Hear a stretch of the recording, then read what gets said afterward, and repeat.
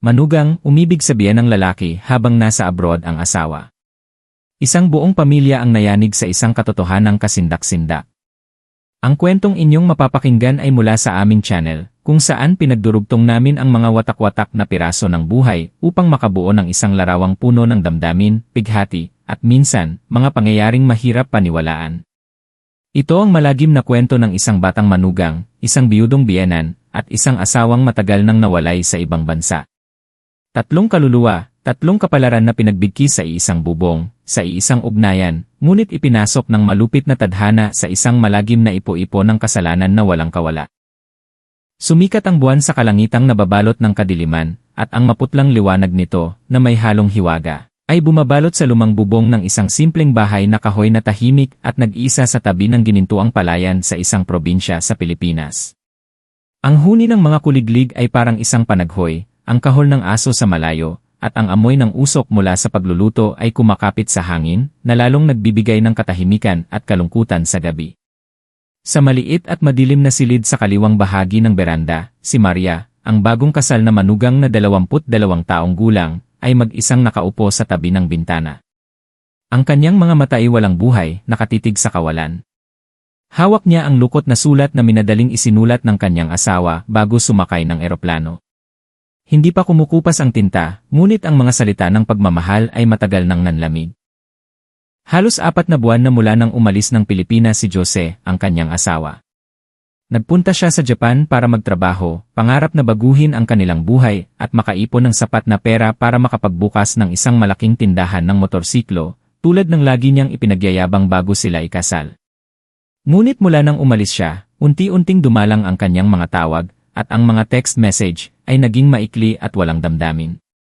Minsan, isang buong linggo ang lumilipas na hindi man lang siya tumatawag, na para bang tinutusok ng malamig na hangin ang puso ni Maria. Ang tanging kasama niya ngayon ay ang kanyang biyenan, si Mang Reyes. Isang lalaking puno ng pagtitiis, tahimik, at nabubuhay na parang anino sa sarili niyang tahanan. Dinanas niya ang matinding sakit ng maagang mamatay ang kanyang asawa, at mula noon, namuhay siyang mag-isa kasama ang kaisa-isang anak na si Jose. Hindi siya kailanman marunong magpakita ng pagmamahal ni magsalita ng malambing. Ngunit sa bawat maliit niyang kilos mula sa isang basong maligambam na tubig na inaabot sa kanya, hanggang sa pagpapatong ng jacket sa kanyang balikat habang nagsasampay si Maria sa malamig na gabi may nakatagong tahimik ngunit matinding pag-aalala. Dati, takot si Maria sa kanya, ngunit unti-unti, naawa siya. At hindi niya namalayan, ang awa ay naging ibang damdamin mas malalim, mas matindi, isang makasalanang damdamin na hindi niya masabi. Hindi siya nangahas magsalita, ni harapin ito, dahil ito ay isang bangin, isang bawal, isang katotohanan kung mabubunyag ay maaaring tumupok sa buong pamilya. Ngunit hindi hinahayaan ng tadhana na may makatakas. Isang gabing bumabagyo, nang tumawag si Jose na may kakaibang tono, sinabi niyang hindi siya sigurado kung kailan makakauwi. "Huwag mo na akong hintayin," sabi niya.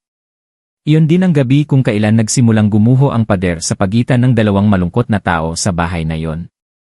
Ang kwentong ito ay hindi lamang tungkol sa isang bawal na pag-ibig, kundi isang katotohanang matagal nang nakalibing, isang sikretong kayang wasakin ang isang buong pamilya. Handa ka bang samahan kami sa paglalakbay na ito na puno ng luha at nag-umpog ang damdamin? Si Maria ay naging manugang sa isang kasalang minadali, simple, ngunit puno ng mga pekeng tawanan. Hindi gaanong marami ang mga kamag-anak sa magkabilang panig, ngunit lahat sila ay bumati ng walang katuturan. Ang dating inosenteng dalaga ay asawa na ngayon, pumasok sa bahay ng kanyang biyenan na may luhang namumuo sa mga mata, puno ng magkahalong emosyon, pananabik at takot. Ang simpleng bahay na kahoy ng pamilya ni Mang Reyes ay nakatago sa ilalim ng mga matatandang kawayan, kung saan ang hangin ay palaging humuhuni, at tuwing tag-ulan, ang tunog ng mga patak ay parang isang malungkot na musika. Hindi mahirap maging manugang dito, ngunit hindi rin madali. Dahil hindi niya kaharap ang isang masungit na biyenan o hipag, mag-isa lang siya. Mag-isang hinaharap ang nakakatakot na katahimikan at ang isang biyenang sobrang kalmado, sobrang tahimik. Mula pa sa unang araw, naintindihan ni Maria na ang lugar na ito ay hindi para sa tawanan, lalo na para sa mga pangarap. Lahat ay maayos, malinis, at nasa tamang lugar sa paraang nakakakilabot. Gumigising si Mang Reyes ng alas 4 ng umaga, nagtitimpla ng tsaa, nag-ehersisyo, at nagwawalis ng bakuran. Tuwing kainan, tamang-tama sa oras, walang labis, walang kulang. Madalang siyang magsalita, ngunit ang kanyang mga mata ay hindi malamig. Nagpapanatili lamang siya ng distansya, isang distansyang sapat para maramdaman ni Maria na ligtas siya, ngunit sapat din para madama niya ang matinding kalungkutan. Nang umalis si Jose, lalong naging malungkot ang bahay. Ang dating kainan para sa tatlo ay para na lamang sa dalawa. Ang pagkain ay naging mas simple at walang lasa. Tahimik na nagluluto si Maria, tahimik na kumakain si Mang Reyes. Sa mga sandaling iyon, hinihiling ni Maria na sana'y may maingay na telebisyon, isang walang kwentang usapan, o kahit man lang ang tawa ni Jose sa screen ng telepono. Ngunit maging ang telepono ay unti-unti nang nanahimik.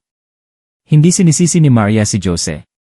Tahimik niyang tinutupi ang bawat damit na iniwan ng asawa, inaayos ang mga ito sa aparador, na parabang ang paggawa nito ay makapagpapanatili sa init ng lalaking minsan niyang pinaniwalaan na kanyang buong mundo. Isang umaga, habang nagwawalis ng bakuran, biglang umikot ang paningin ni Maria. Bumagsak siya sa tabi ng puno ng saging sa likod bahay. Si Mang Reyes ang nakakita sa kanya. Walang inik, pinasan niya si Maria, tinahak ang maputik na palayan sa ilalim ng malakas na ulan para dalhin siya sa health center. Ang lalaking halos 60 taong gulang na, kuba na ang likod, ay matatag pa ring naglakad para lang iligtas siya.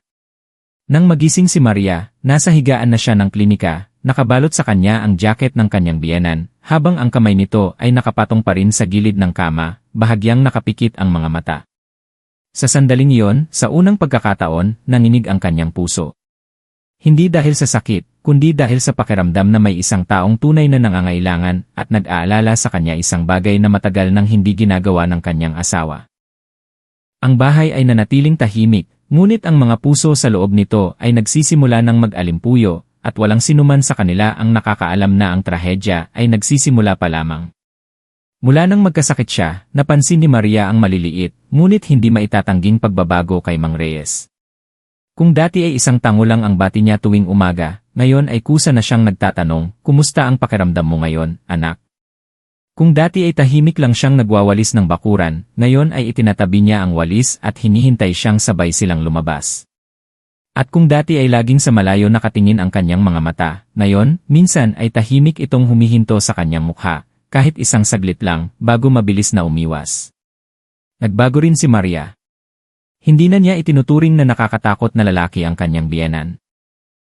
Sa halip, nakikita niya ito na parang isang matandang puno na tahimik na nagbibigay ng lilimisang kakaibang lambing na iba sa pabigla-bigla at mainiting pag-ugali ni Jose. Nagsimula siyang bumati sa kanya ng may mas matamis at mas mainit na boses. Iniluluto niya ang mga paborito nitong pagkain, tulad ng isda na niluto sa palayok na iniwan ng kanyang biyenan, at nagbabalat ng prutas na inilalagay sa plato bago ito umupo sa beranda. Walang nagsabi sa kanyang gawin ang mga iyon, ngunit ang puso niya mismo ang nag-uutos. Isang hapon, habang nagkakape sila sa may pintuan, malakas ang ihip ng hangin. Biglang nagsalita si Mang Reyes, "Noong kaedad ko si Jose, nagtrabaho rin ako sa malayo. Pag-uwi ko, wala na ang asawa ko. Noong mga unang taon, akala ko tapos na ang buhay ko." Hindi sumagot si Maria, ngunit alam niyang nagbubukas na ito ng kanyang damdamin.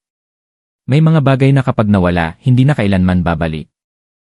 Ang tanging magagawa natin ay mamuhay ng matino para sa mga natitira. Malungkot ang kanyang boses, humalo sa usok ng kape at sa papalubog na kulay ng hapon. Nang gabing iyon, hindi makatulog si Maria. Ang mga salitang "imamuhay ng matino para sa mga natitira" ay paulit-ulit na umiikot sa kanyang isipan. Tinanong niya ang sarili, ano ang natitira sa buhay niya? Isang kasal na malayo sa isa't isa, isang asawang unti-unting nanlalamig. O ang mainit ngunit makasalanang pakiramdam na ito, na unti-unti niyang natatanggap mula sa lalaking iyon. Ngunit hindi pinayagan ni Maria ang sarili na mag-isip ng malalim.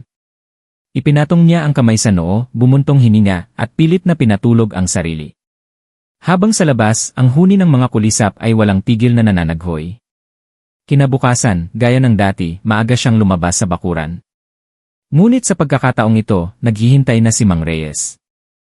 Sa maliit na mesang bato, may isang tasang mainit na tsaa sa tabi ng isang baso ng soy milk. "Akala ko magugustuhan mo to, dati, madalas itong lutuin ng asawa ko para sa akin, parehong-pareho ang amoy." Natigilan si Maria, pagkatapos ay ngumiti at dahan-dahang umupo sa tabi niya. Iyon ang unang pagkakataon na naupo sila ng ganoon kalapit ng walang anumang harang. Wala nang hiya, wala nang hadlang ng kanilang posisyon sa pamilya, kundi dalawang malungkot na kaluluwa na nagkataong nagtagpo. Hindi pa sila nagmamahalan, ngunit hindi na sila estranghero sa isa't isa. At sa maliit na mundong iyon sa gitna ng tahimik na probinsya, may isang bagay na unti-unting sumisibolisang makasalanang binhi na tumutubo mula sa lupa ng mga bawal. Papalapit na ang taglamig at bigla-bigla ang pagbuhos ng ulan. Ang kulay abong kalangitan ay tila malapit ng bumigay, at ang mga kawayan sa dulo ng baryo ay yumuyuko sa sigaw ng hangin. Sa araw na yon, araw ng mga patay, sabay na pumunta si Mang Reyes at Maria sa puntod ni Aling Reyes, ang kanyang asawa at biyenan ni Maria.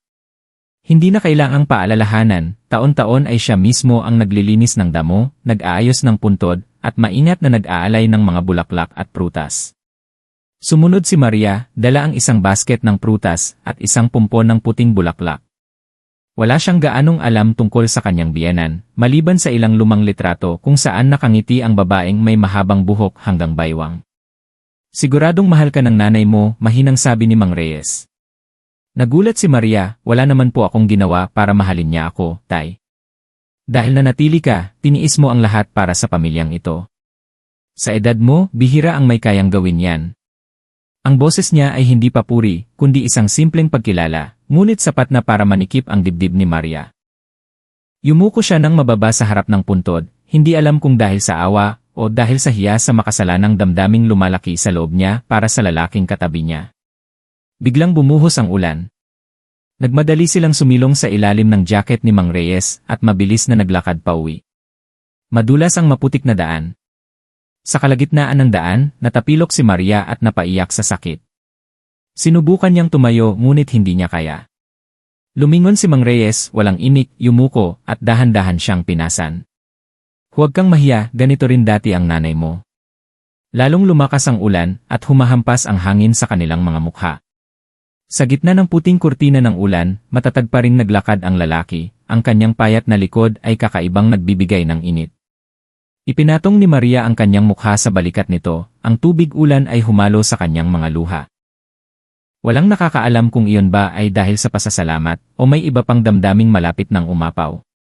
Pagdating sa bahay, ibinaba niya si Maria at agad na kumuha ng tuwalya para patuyuin ang kanyang buhok. Nanginginig ang kamay nito at umiiwas ang kanyang tingin. Si Maria naman ay tahimik lang na nakaupo, hinahayaang dampian ng magaspang na kamay ang kanyang basang buhok, habang ang puso niya ay puno ng pakiramdam ng kaligtasan at kasalanan.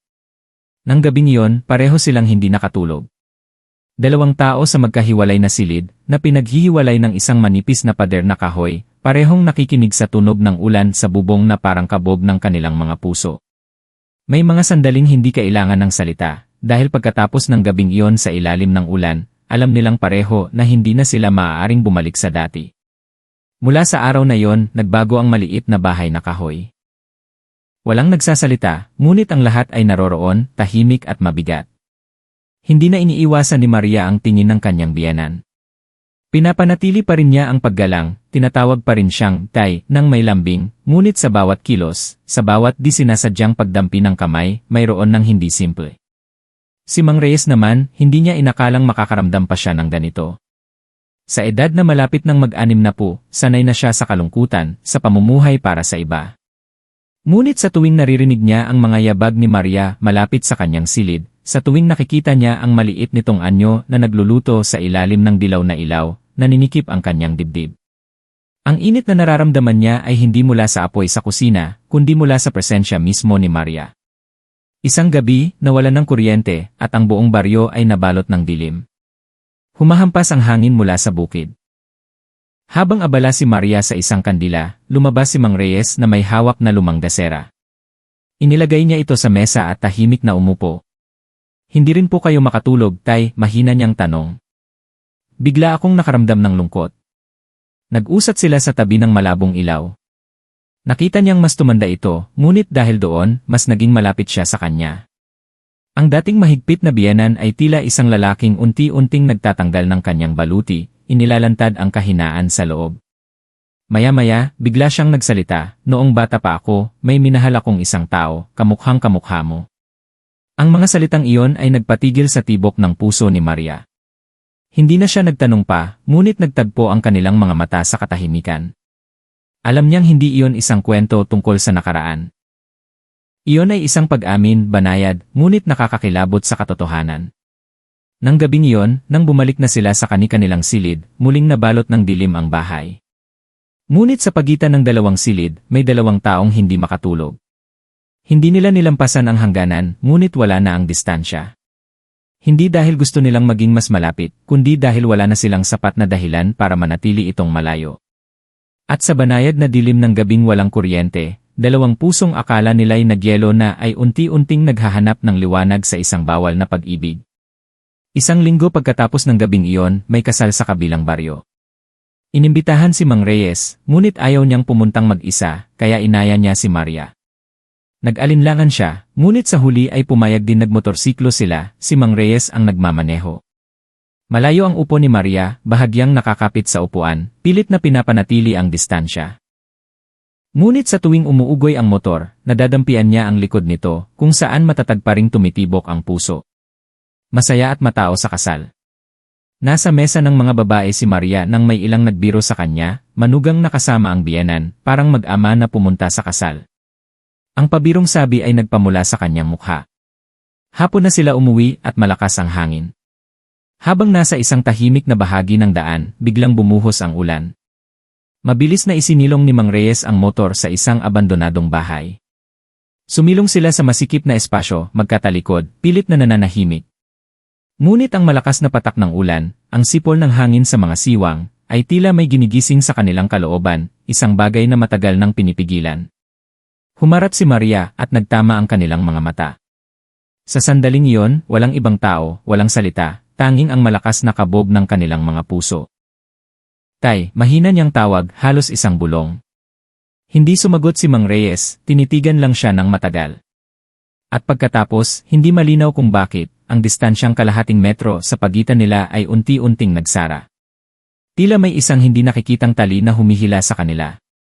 Nang maglapat ang kanilang mga labi, nanginginig, panandalian na parang ihip ng hangin, lahat ng kahulugan ng posisyon, hangganan, at katwiran ay gumuho. Mabilis silang umatras.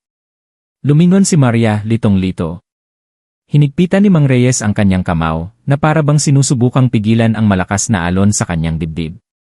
Umuulan pa rin, tahimik pa rin ang maliit na bahay, ngunit ang halik na iyon ay nag-iwan ng isang markang hindi na mabubura. Isang halik na hindi dapat nangyari, ngunit nang mangyari na, hindi na maaaring ituring na hindi naganap.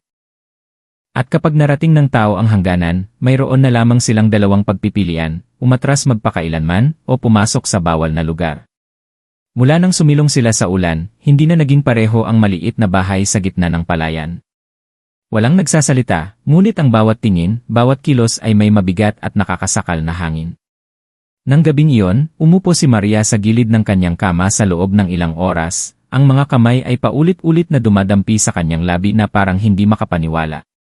Sinubukan niyang humanap ng dahilan, dahil sa lamig ng ulan, dahil sa kalungkutan, dahil sa pasasalamat. Ngunit habang mas sinusubukan niyang ipaliwanag, mas lalo niyang nakikita ang isang bagay, nagkamali siya. Nagkamali dahil hinayaan niyang malampasan ng kanyang puso ang hangganan, nagkamali dahil hinayaan niyang gabayan siya ng kalungkutan. At nagkamali dahil sa kaibuturan ng kanyang puso, hindi siya nagsisisi. Hindi rin natulog si Mang Reyes. Lumabas siya sa bakuran, tahimik na nakaupo sa ilalim ng beranda buong gabi. Ang lalaking maraming pinagdaanan, na nawalan ng asawa, ngayon ay natalo ng sarili.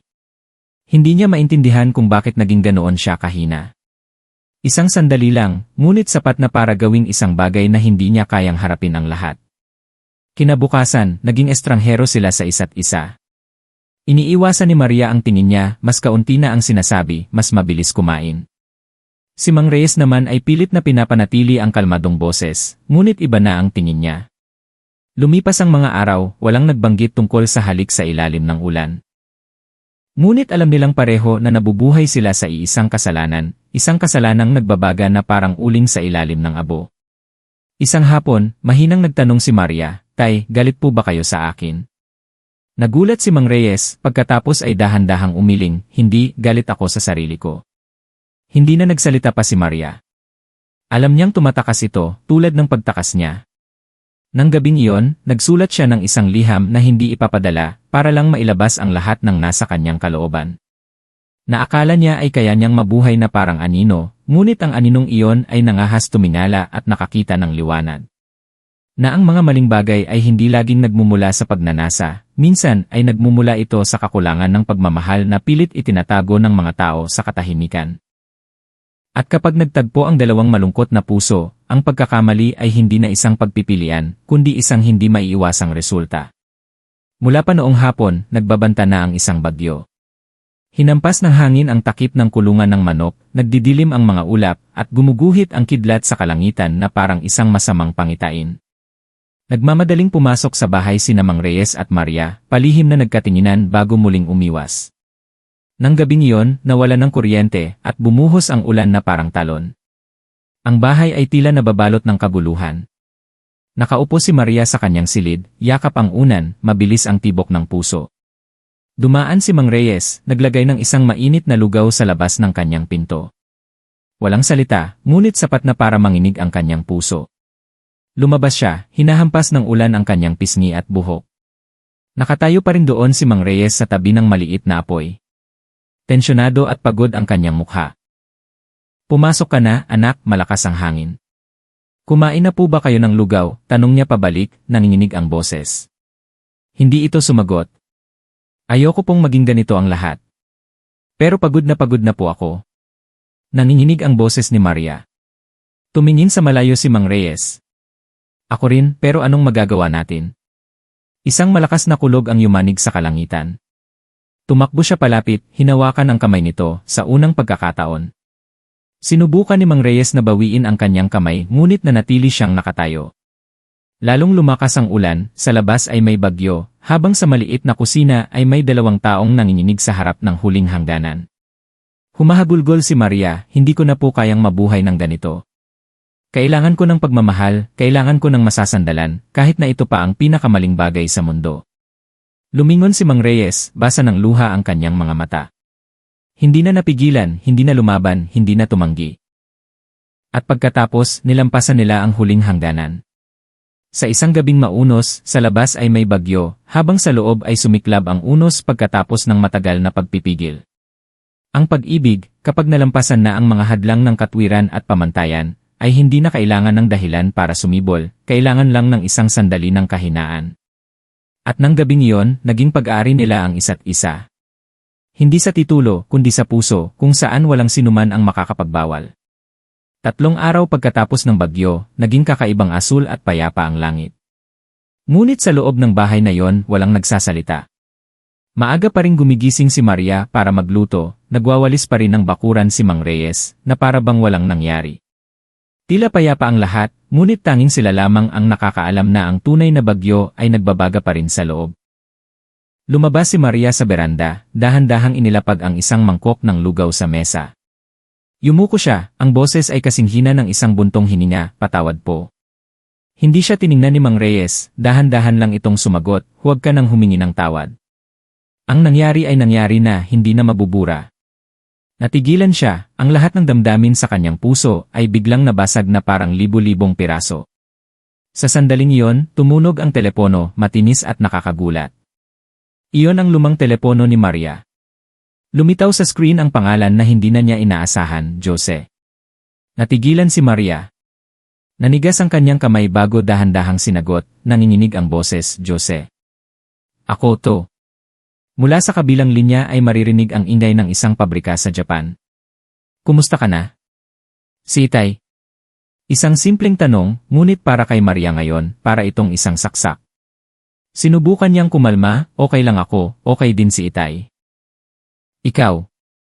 Sandaling nanahimik si Jose bago mahinang tumawa, "Malapit na akong umuwi. May kailangan akong sabihin sa'yo at kay Itay." "Uwi?" halos ulitin ni Maria na parang isang reflex. "Siguro sa susunod na buwan." "Huwag mong sasabihin kahit kanino, gusto kong sorpresahin kayo." Ibinaba ni Maria ang telepono, ang buong katawan ay parang naubusan ng dugo. Ang mga salitang, "Malapit na akong umuwi, kailangan kong makausap si Itay," ay parang mga alarmang malakas na tumutunog sa kanyang isipan. Lumingon siya kay Mang Reyes. Nakaupo pa rin ito, hindi gumagalaw. Malinaw na narinig niya ang lahat. Malapit na siyang umuwi, sabi ni Maria. Tumayo si Mang Reyes, walang sinabi, pumasok lang sa loob ng bahay at isinara ang pinto. Hapon na, pumunta si Maria sa simbahan para magsindi ng kandila para sa kanyang biyenan. Umupo siya ng ilang oras sa ilalim ng isang puno, ngunit ang kanyang puso ay maingay na parang palengke. Inisip niya ang araw na uwi si Jose, anong tingin kaya ang ibibigay nito sa kanila? Anong sasabihin ng mga tao? At ang mas malala, paano kung malaman ni Jose na ang sarili niyang ama ang kasama niyang lumampas sa hangganan? Nang gabing iyon, maagang inihanda ang hapunan ngunit walang kumain. Nakatingin si Mang Reyes sa pagkain, hawak ang mangkok ngunit hindi kumukuha. Siguro, nagsimula siyang magsalita ng may pag-aalinlangan, dapat na nating itigil ito bago mahuli ang lahat. Yumuko si Maria. Ang kanyang puso ay parang pinipiga. Kung ititigil natin, mabubura ba ang nangyari, Tay? Hindi sumagot si Mang Reyes, pumikit lang ng matagal. Sa labas, muling humangin. Sa puso ni Maria, isang bagong bagyo ang nagsisimula pa lamang. Isang umaga, habang nagwawalis si Maria, humahangos na tumakbo palapit si Aling Santos, ang kanilang kapitbahay, habang iwinawagayway ang pamaypay. Naku, ilang araw ko nang kinikimkim to, hindi ko na matiis na hindi sabihin. Nagulat si Maria. Ano po iyon, Ale? Luminga-linga si Aling Santos na parang takot na may makarinig, pagkatapos ay kinuha mula sa kanyang bulsa ang isang papel na nakatupi sa apat at ibinigay kay Maria. Tingnan mo, pamilyar ba sayo? Binuksan ni Maria ang papel at ang kanyang puso ay tila huminto sa pagtibok. Sa larawan ay siya at si Mang Reyes magkatabi sa palengke sa Batangas. Hawak ni Mang Reyes ang sombrero para sa kanya, habang siya ay bahagyang nakahilig, nakangiting nakatingin sa kanya. Isang ordinaryong sandali, ngunit dahil kinunan mula sa malayo, mukha silang sobrang malapit. Hindi ko alam kung sino ang kumuha, pero pinost nila sa local community group online kahapon. Marami ng comments. Bulong ni Aling Santos. Sabi nila, asaway nasa malayo, manugang at biyenan nagkakamabutihan, gets mo ba? Nahilo si Maria at umugong ang kanyang tenga. Tumayo siya, tiniklop ang larawan, namumutla. May sinasabi pa si Aling Santos, ngunit wala na siyang pakialam. Pumasok siya sa bahay, isinara ang pinto. Ang larawan sa kanyang kamay ay parang isang patalim. Hindi niya alam kung sino ang kumuha nito, isang beses lang silang pumunta sa palengke, at hinawakan ni Mang Reyes ang sombrero niya dahil takot itong maarawan siya. Isang maliit na sandali na sapat na para maging tsismis. Dinala niya ang larawan kay Mang Reyes ng hapong iyon. Inilapag niya ang papel sa mesa, walang sinabi. Tiningnan niya ito at nanahimik. Nagsisimula na silang maghinala, sabi niya. Itinaas ni Mang Reyes ang tasa ng tsaa, ngunit bahagyang nanginginig ang kanyang kamay.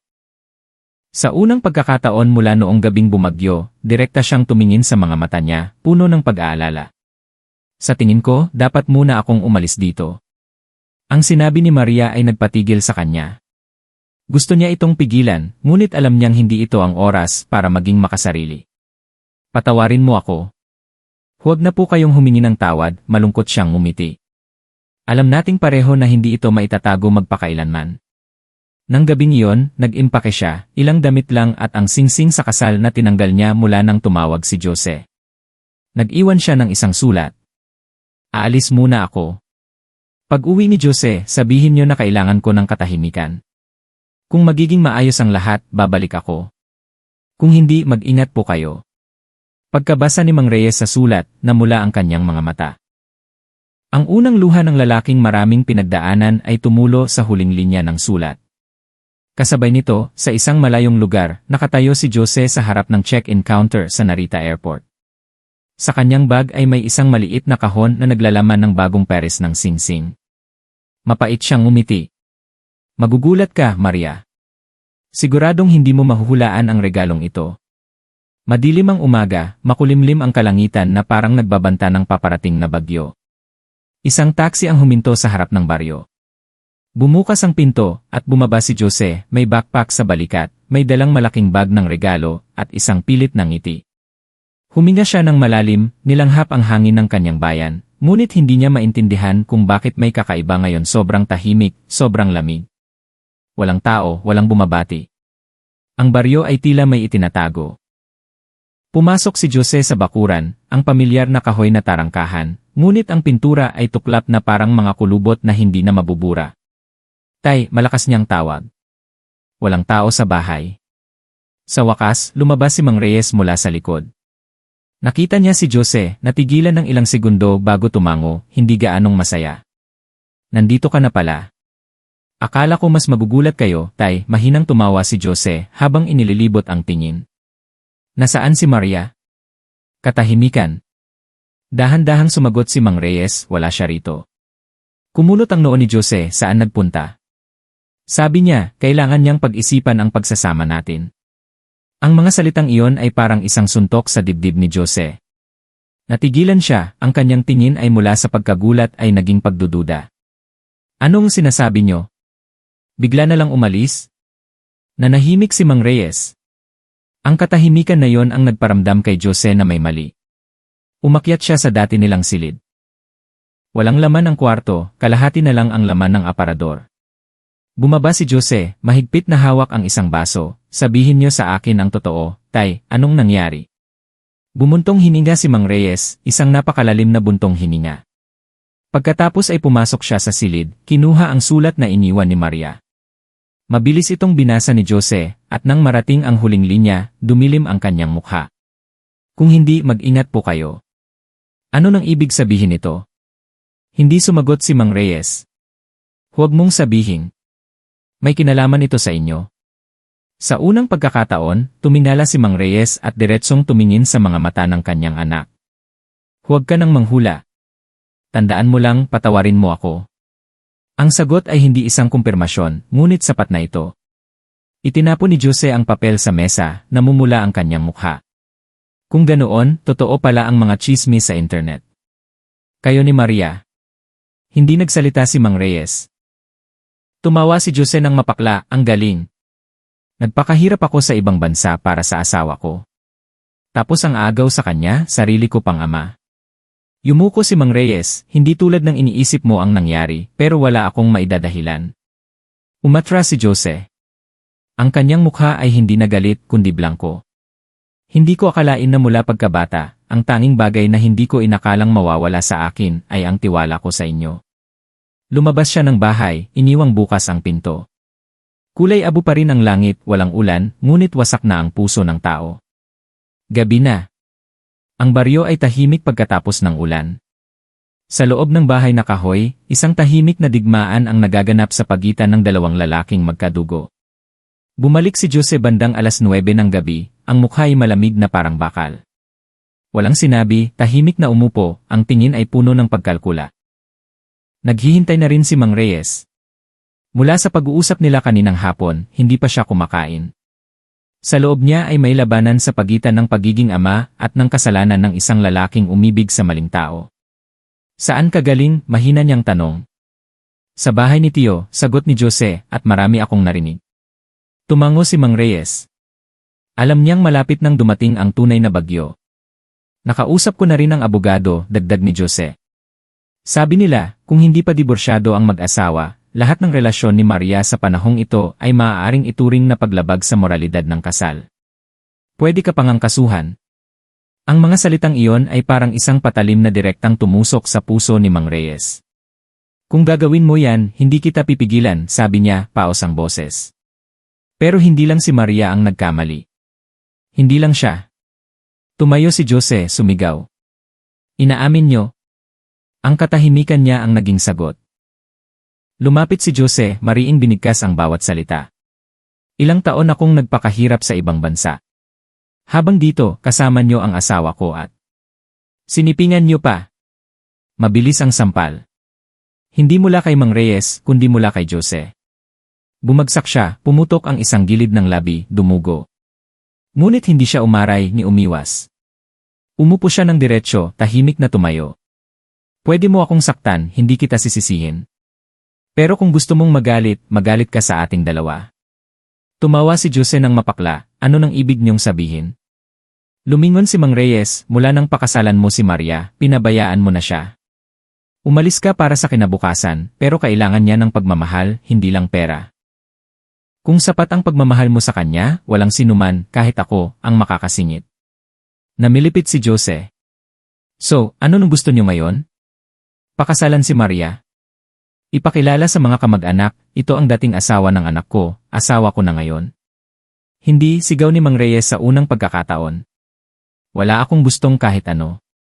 Gusto ko lang maintindihan mo na hindi ko sinasadya. Isang pagkakamali lang ang lahat. Isang malaking pagkakamali na dadalhin ko hanggang sa mamatay.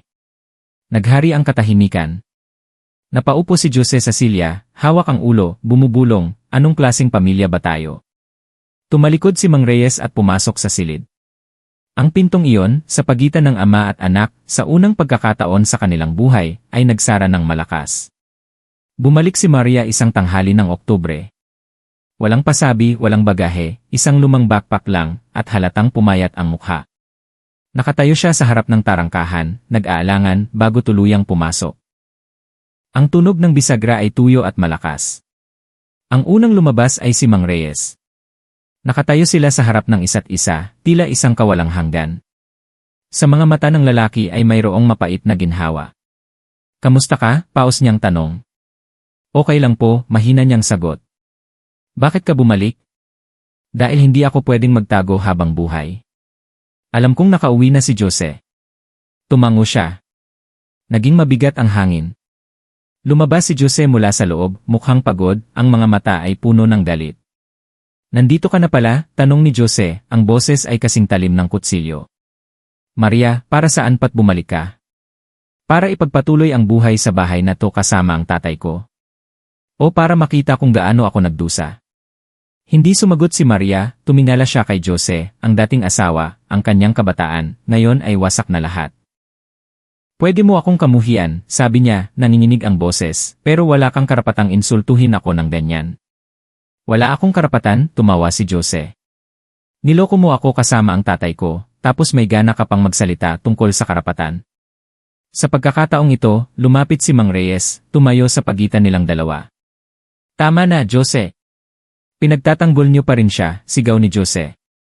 Pinagtatanggol niyo ang isang babaeng taksil, kahit na asawa pa siya ng anak niyo. Dahil hindi na siya asawa mo, dahan-dahang sinabi ni Mang Reyes. Noong pinabayaan mo siya, hindi ka na naging tunay na asawa. Nanahimik ang lahat. Umatras si Maria, bumalik ako para tapusin ang lahat. Pipirmahan ko ang divorce papers. Aalis ako sa bahay na to, wala akong kailangan. Pero hindi ko hahayaang gawin akong target ng chismis ng mga tao. Tapos ano, mariing tanong ni Jose. Bumalik ka lang para pumirma ng papel.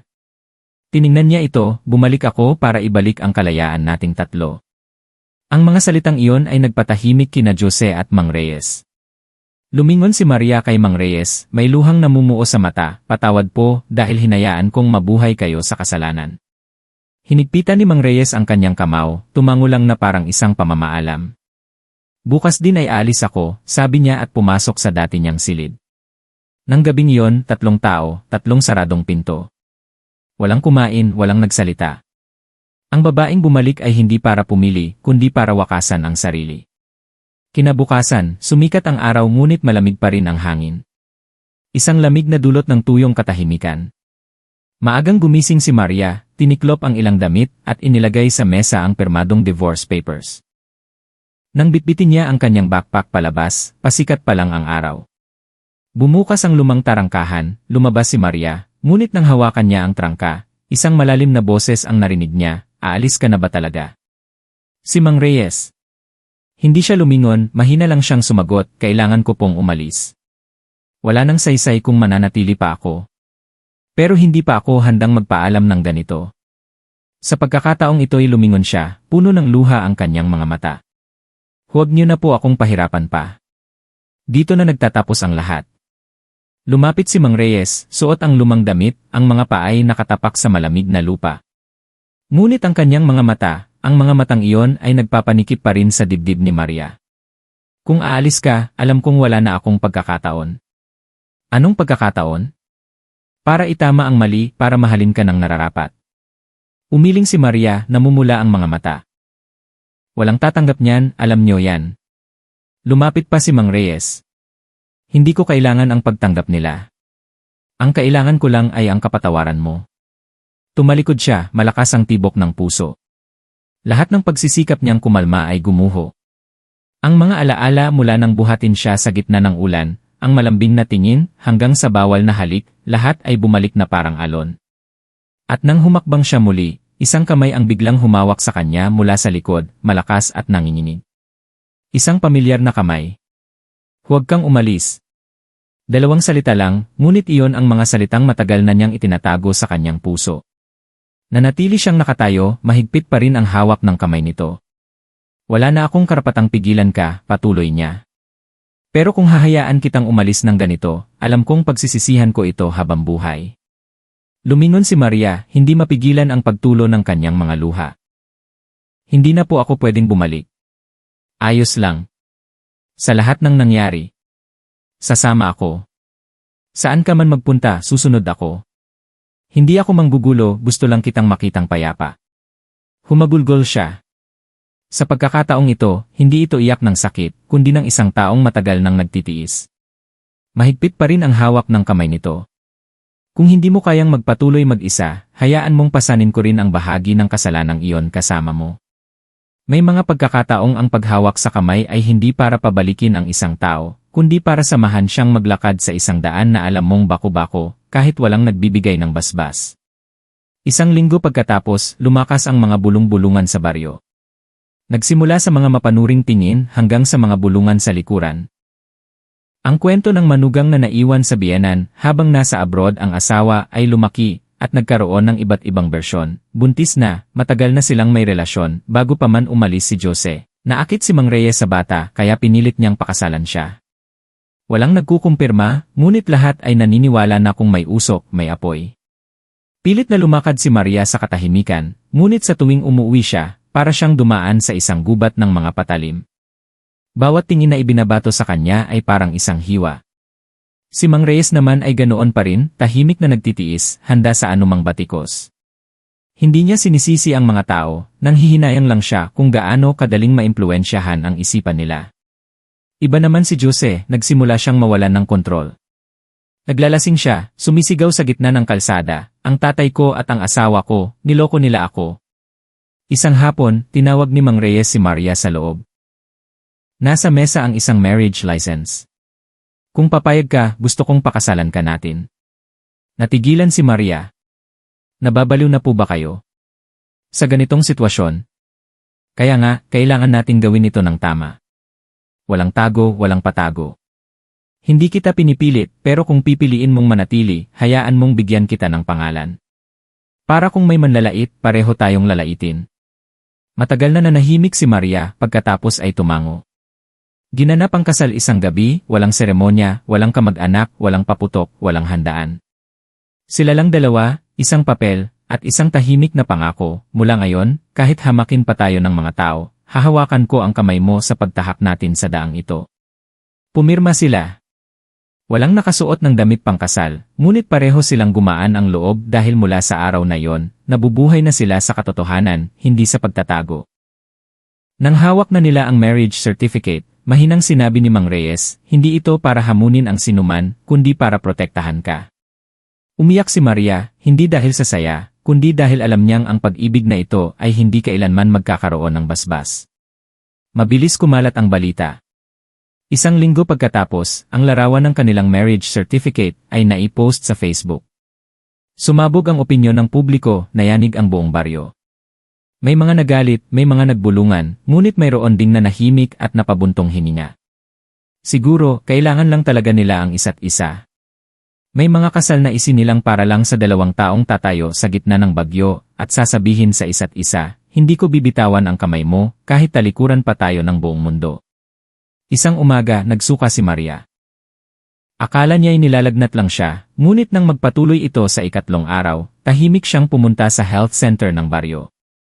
Ibinigay ng nurse ang resulta ng test, congratulations, buntis ka na ng mahigit 6 na linggo.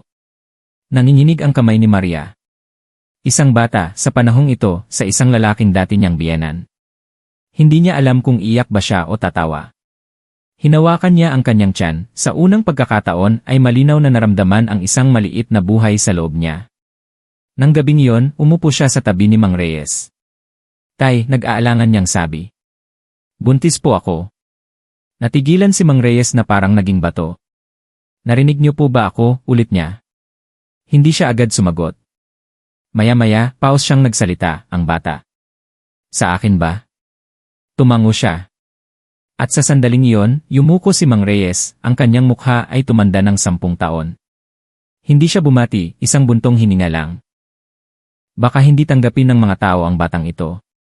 Isisilang siyang may pasan ng isang hatol sa kanyang balikat. Kaya ano pong gusto niyong gawin ko? Tanong niya, namumula ang mga mata. Ipalaglag ko? Hindi kita pipilitin, sagot niya. Pero natatakot ako. Hindi ko kayang protektahan ka at ang bata. So itinatanggi niyo siya. Sumigaw si Maria, tulad ng pagtanggi ng buong mundo sa pag-ibig natin. Hindi tumayo siya, namumula ang mga mata. Hindi kita kailanman itinanggi. Pero natatakot ako. Buong buhay ko, namuhay ako sa tama. Ngayon, kahit ang karapatang maging ama, pakiramdam ko hindi ako karapat-dapat. Naging mabigat ang hangin sa loob ng bahay. Hinawakan ni Maria ang kanyang tiyan.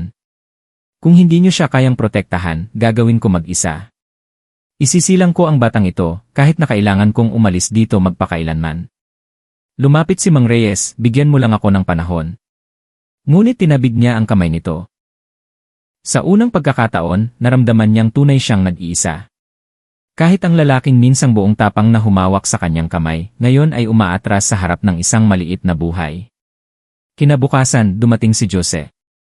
Nalaman niya ang balita mula kay Aling Santos. Kinalampag niya ang pinto. Buksan niyo. Lumabas kayo, tay. Binuksan ni Mang Reyes ang pinto. Pumasok si Jose, magiging tatay na naman kayo. Sa asawa ko. Hindi na siya asawa mo, kalmadong sagot niya. At walang kasalanan ang bata. Sino nang may kasalanan, sigaw ni Jose. Ako ba dahil naniwala ako sa inyong dalawa? O ang nanay ko, dahil namatay siya ng maaga para hindi masaksihan ang karumal-dumal na ito? Ang huling sinabi ay nagpayanig kay Mang Reyes. Tanging si Maria ang lumabas mula sa silid, nakapatong ang kamay sa tiyan. Kung may natitira ka pang konsensya, huwag mong insultuhin ang nanay mo. Dugot laman natin ang batang ito, kung hindi mo siya mahal, pabayaan mo na lang. Pero huwag mo siyang isumpa habang hindi pa siya nabubuhay ng isang buong araw. Walang nagsalita pa. Umalis si Jose. Naiwan si Mang Reyes. At si Maria, sa unang pagkakataon, naramdaman niyang mas malakas siya kaysa kaninuman, dahil ngayon, hindi na siya nabubuhay para sa sarili niya lang. Isang madilim na tanghali, nagpa siya si Maria na linisin ang dating silid ng kanyang biyenan. Si Aling Reyes, ang babaeng pumanaw na ngunit laging naroroon sa bawat detalye ng bahay. Habang pinupunasan ang alikabok sa isang lumang aparador, aksidente niyang natagpuan ang isang maliit na kahon. Sa loob nito ay isang kwaderno at isang sulat na selyado ng tape. Sa sobre, nakasulat, kung isang araw ay mahanap mo ito, basahin mong mabuti at huwag kang iyak. Kumabog ng malakas ang dibdib ni Maria. Binuksan niya ang sulat.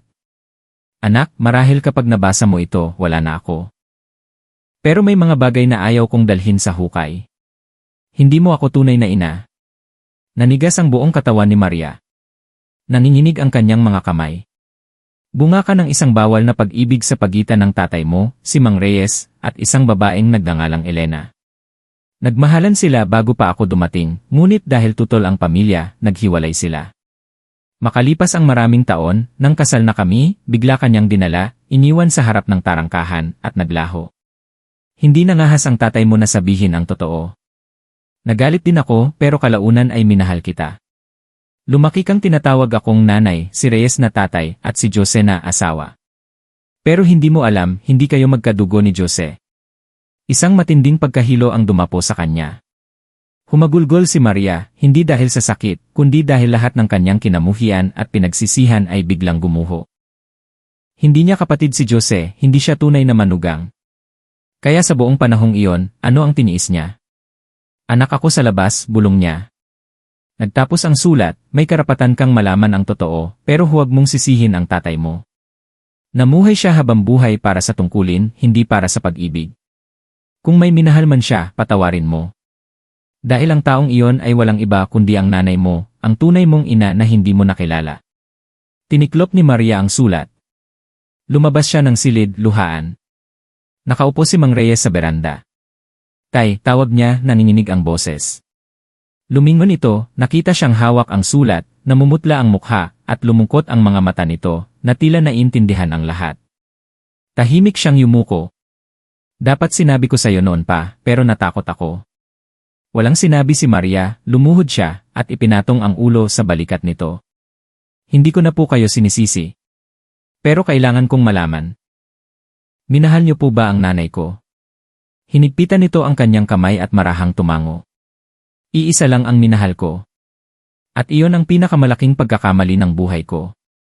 Sa papalubog na araw, tahimik na nakaupo ang mag-ama. Lahat ng pader, titulo, dugo, at paghuhusga ay gumuho.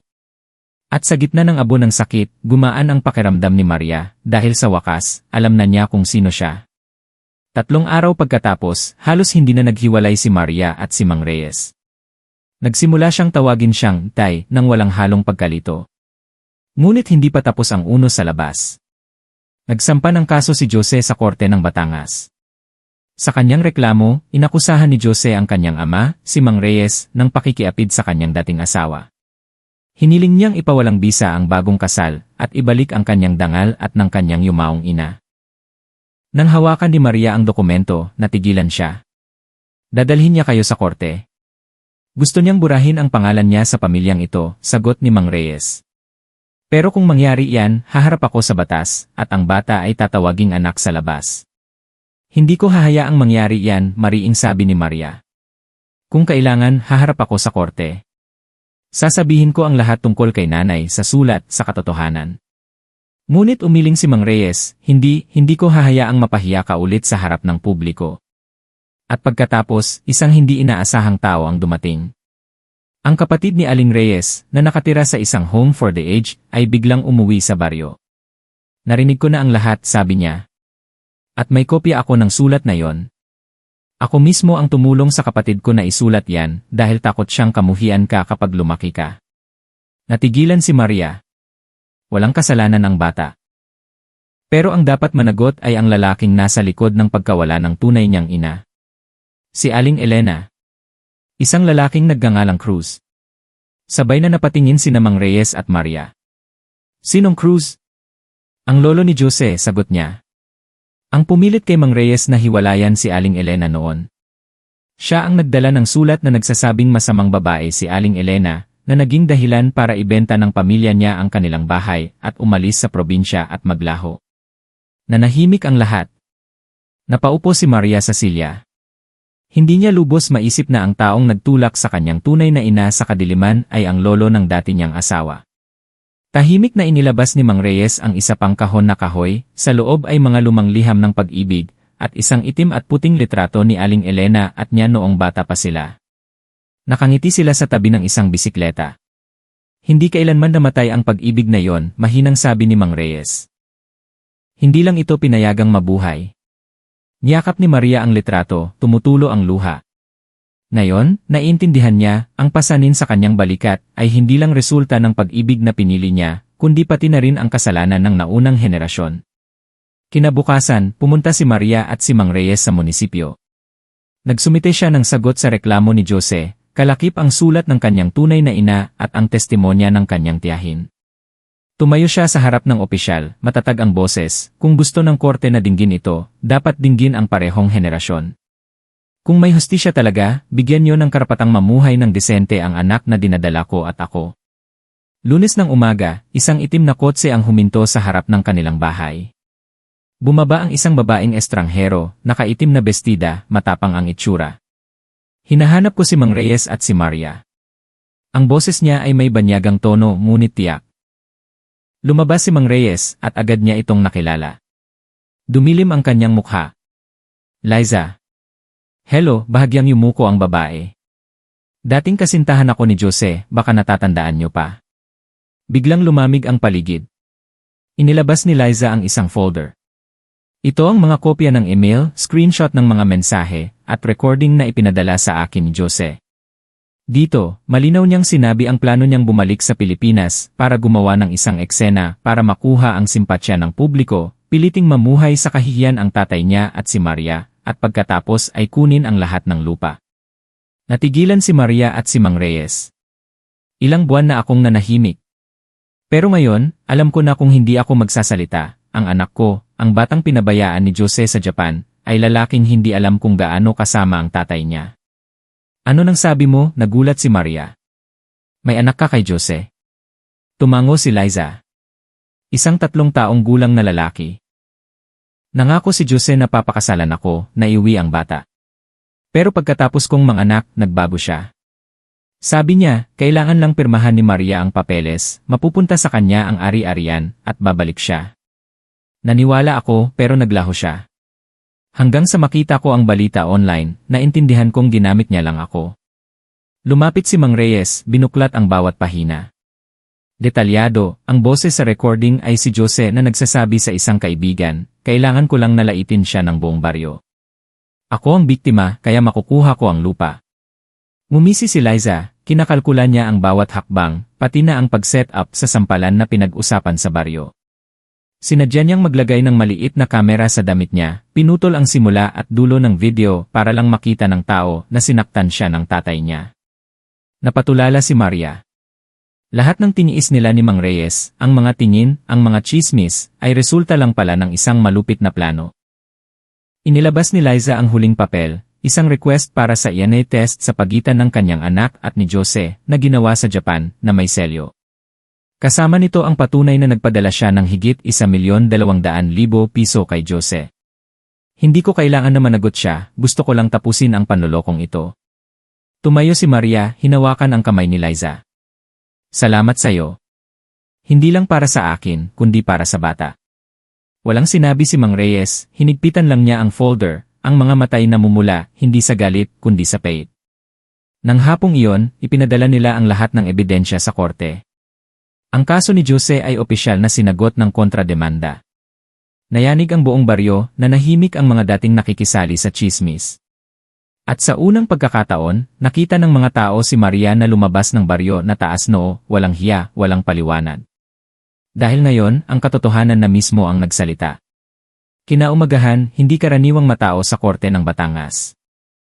Hindi lang mga reporter ang dumating kundi pati na rin ang mga taga-baryo. Kahit pribado ang paglilitis, hindi napigilan ang mga mapanuring tingin. Nakasuot si Maria ng simpleng puting bestida, bahagyang yakap ang umbok na tiyan. Sa tabi niya ay si Mang Reyes, kalmado ang mukha. Huling dumating si Jose, malamig ang mukha, ngunit may kaba sa mga mata. Pumasok siya sa silid hukuman na may tiwala sa sarili hanggang sa makita niya si Liza sa likod, karga ang 3 taong gulang na bata na hindi maikakaila ang itsura. Nagsimulang magsalita ang hukom. Akusado Jose, inaakusahan mo ang iyong ama at dating asawa ng insesto. Tama ba? Pabalang na sumagot si Jose. Tama. Anong ebidensya mo bukod sa salita? Nag-aalangang inilabas ni Jose ang edited na video at ang larawan ni Mang Reyes na hawak ang kamay ni Maria. Ngunit nang i-play ang video, umiling ang hukom, pinutol ang video, hindi matukoy ang tiyak na kilos. At itong recording na ito. Isa pang recording ang pinatugtog, ang ebidensyang isinumite ni Liza. Narinig ang boses ni Jose, kailangan ko lang nalaitin siya ng mga tao. Ako ang biktima, kaya makukuha ko ang lupa. Namutla si Jose. Lumingon siya kay Liza. Kalmado lang itong nakaupo. Bukod pa riyan, patuloy ng hukom, nagbigay ang nagsasakdal na si Maria ng isang sulat kamay mula sa dati niyang biyenan, na nagpapatunay na siya ay tunay na anak ni Mang Reyes sa isang babaeng nagngangalang Elena, at hindi kadugo ng akusado na si Jose. Kaya, sabi ng isang miyembro ng hurado, walang relasyon bilang biyenan at manugang sa kasong ito. Tama, tango ng hukom. Tumayo si Jose at sumigaw, asawa ko siya dati. Tama, pero hindi na ngayon, mariing sagot ng hukom. At walang batas na nagbabawal sa dalawang nasa hustong gulang na magpakasal, kung hindi sila magkadugo o lumalabag sa batas. Nanahimik ang lahat. Gayunpaman, dagdag ng hukom, ang paggamit ni Jose ng maling impormasyon, pag-edit ng video, paninirang puri, at posibleng panloloko para makuha ang ari-arian ay isang seryosong bagay. Kumuha ng bagong folder ang isang kawani ng korte, mga dokumentong ipinadala mula sa Japan, kasama ang kumpirmasyon ng perang ipinadala ni Liza kay Jose. Mahigit 1,200,000 piso. Nagtapos ang hukom, pansamantalang sinuspinde ang sibil na kaso at inililipat sa Criminal Investigation Unit para sa kasong paninirang puri at estafa. Yumuko si Jose sa mesa. Napuno ng bulungan ang silid. Tiningnan ni Maria si Mang Reyes, hindi ito nakangiti, ngunit may luha sa mga mata. Dahan-dahan niyang inilagay ang kamay sa kanyang tiyan, kung saan ang batang hindi niya binalak isilang sa ganitong sitwasyon, ngayon ay naging dahilan na para mabuhay siyang taas noo. Unang lumabas si Liza, tahimik. Lumingon siya at yumuko kay Maria. Una at marahil huli na. Sa kanilang mga mata, wala nang biktima, tanging pag-unawa na lang. Sa pagtatapos ng araw, binuwag ang korte. Isang tao ang dinala palayo, dalawa ang naiwan, at isang maliit na buhay ang patuloy na tumitibok sa sinapupunan ng ina, na tila alam na sa wakas, na bigyan na ng tamang pangalan ang katotohanan. Umihip ang hangin, dala ang amoy ng bagong lupa. Nagsimulang tumubo ang mga batang palay sa bukid. Ang daan ng lupa sa harap ng bahay ni Mang Reyes, na dating walang tao, ngayon ay mayroon ng tunog ng tsinelas ng bata at malambing na tawanan. Nanganak si Maria ng isang babae. Pinangalanan niya itong Lunaan, na nangangahulugang si Payapang Buwan, bilang isang panalangin para sa isang buo at mapayapang buhay. Nang manganak si Maria, mahina ang ulan. Nakaupo si Mang Reyes sa labas, nanginginig ang mga kamay nang marinig ang iyak ng sanggol. Hindi siya nangahas tumayo hanggang sa tumakbo ang nurse, babae po. Parehong malusog ang mag-ina. Sa unang pagkakataon sa buong kwentong ito, umiyak si Mang Reyes. Hindi luha ng pagsisisi, kundi ng isang ama, at ngayon ay isang lolo, na sumasalubong sa kanyang unang apo. Makalipas ang 3 araw, si Mang Reyes mismo ang sumundo. Binalot niya ang sanggol sa isang puting kumot na siya mismo ang gumawa. Kamukha mo ang nanay mo, bulong niya habang tinitingnan ang sanggol. Ganoon din kalalim ang mga mata niya. Umiti lang si Maria.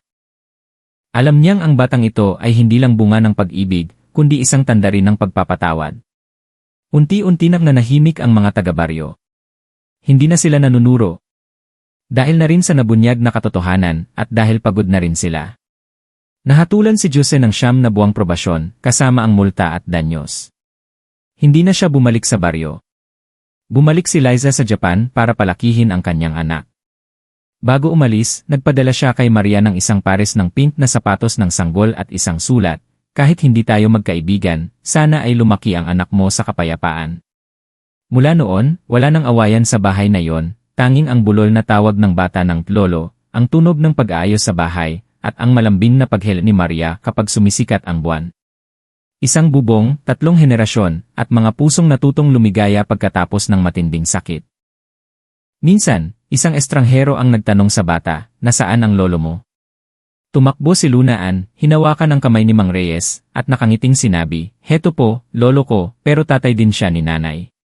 Nagtawanan ng mga tao, pati si Mang Reyes.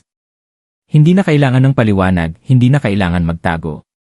Dahil sa huli, ang pag-ibig na yon, kahit nagsimula sa mali, ay nabuhay sa katotohanan at nagtapos sa tama. Sabi nila, ang babaeng minsan nang nabigo ay hindi nakarapat-dapat sa kaligayahan. Ngunit ang buhay ni Maria ay isang patunay ng kabaligtaran.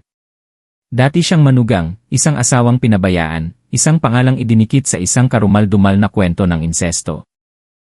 Ngunit sa huli, siya ang naging pinakamatatag na babae, hindi dahil hindi siya bumagsak, kundi dahil nangahas siyang bumangon at magpatawad. Ngayon, habang mahimbing na natutulog ang kanyang anak sa kanyang mga bisig, at si Mang Reyes, ang kanyang ama at dating biyenan, ay tahimik na nagtitimpla ng tsaa sa ilalim ng beranda, wala nang kailangang sabihin pa si Maria. Lumipas na ang lahat ng unos, at ang natira ay isang tahanan na puno ng mga lumang sugat, ngunit binabaha ng bagong liwanag. Ano ang matututunan sa paglalakbay ni Maria? Na hindi porket nagpakasal ka sa tamang tao, sa tamang panahon, ay darating na ang kaligayahan. Minsan, ang taong nananatili sa isang kasal na walang pag-ibig ang siyang pinakawalang awa. Na maaaring mali ang pag-ibig sa titulo, ngunit kung ito ay itinayo sa katotohanan at pagpapatawad, ito ay karapat-dapat sa paggalang. Na may mga batang isinilang sa gitna ng bagyo, ngunit sila mismo ang sikat ng araw pagkatapos ng ulan, ang naghihilom sa lahat. Sa huli, hindi pinili ni Maria na umalis, hindi dahil mahina siya, kundi dahil naintindihan niyang kailangan ng katotohanan ng isang taong mananatili para protektahan ito.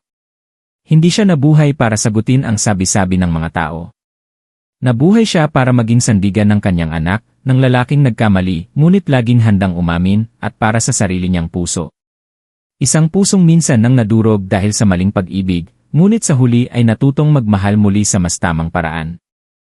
At kung may magtatanong kay Maria kung nagsisisi ba siya, ang sagot ay nagsisisi lang siya dahil minsan niyang pinaniwalaan na hindi siya karapat-dapat sa kaligayahan. Ngayon, naiintindihan niya, ang kaligayahan ay hindi kailangan ng basbas, kailangan lang nitong mabuhay sa katotohanan. Dito nagtatapos ang kwento, ngunit ito rin ang simula ng isang bagong paglalakbay, kung saan wala ng mga titulong nakagapos, wala ng nakaraang pumipigil, tanging ang tapang na magpatuloy. Isang tahanan, 3 henerasyon, at isang aral na panghabang buhay.